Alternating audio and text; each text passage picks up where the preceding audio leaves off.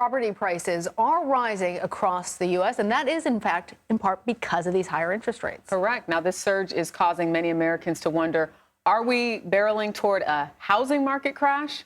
Well, a recent report from S&P CoreLogic shows home prices rose annually by 1% in July.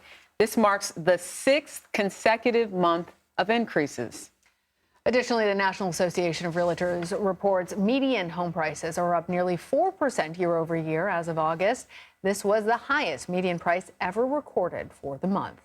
Mark Hamrick joins us now. He's a senior economic analyst for Bankrate. Mark, always good to talk to you. So interest rates are at the highest that they've been in more than 2 decades. Experts say higher interest rates tend to usually bring home prices down. Right. But in this case, we are seeing a spike. That may seem counterintuitive. Yeah, so it's like, help us understand. I've been asking this question to myself. It's really starting to bother me. Supply and demand. I know, but I was never good at that. Get into it for us.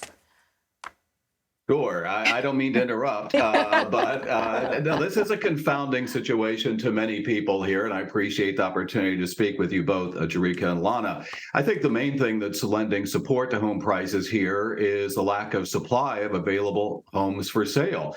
And this is directly attributable to the current mortgage rate situation. You know, we've seen this spike in mortgage rates recently from the high 2% range a couple of years ago, low 3% range. The Bankrate average for the 30-year fixed rate mortgage most recently is 7.80%. And as you said, that's the highest since the year 2000. So this is having what's being described as a so-called lock-in effect. And I guess I could say, in a sense, I'm part of the problem because the home that I'm sitting in right now is one that we purchased with a low mortgage rate. And like millions of other homeowners across the country, we are loath to move from this location, knowing that if we move elsewhere, we'll have to pay a lot for a home, and to finance that, presumably, if we were to use a home loan at a high rate of interest. And so that's keeping homes off the market. So it really feels like if you got in on that 2 and 3%, you don't want to move. You shouldn't move right now.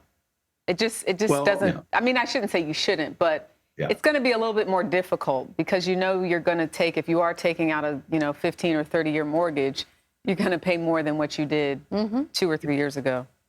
Yeah, the monthly payment difference compared to the low mortgage rate period not that long ago could be something on the order of 30 to 50%. And so that is quite difficult to swallow. You know, we have a saying at Bankrate, people don't get married because wedding dresses go on sale. There are going to be some people who need to get moving anyway for whatever reason. And so this is obviously causing some constraints. And the affordability issue is really among the worst we've seen in many decades. So, Mark, bottom line it for us. With supply being so limited, does it appear that the housing market will continue to have these inflated prices, or do you think that a crash or even a leveling off is coming anytime soon?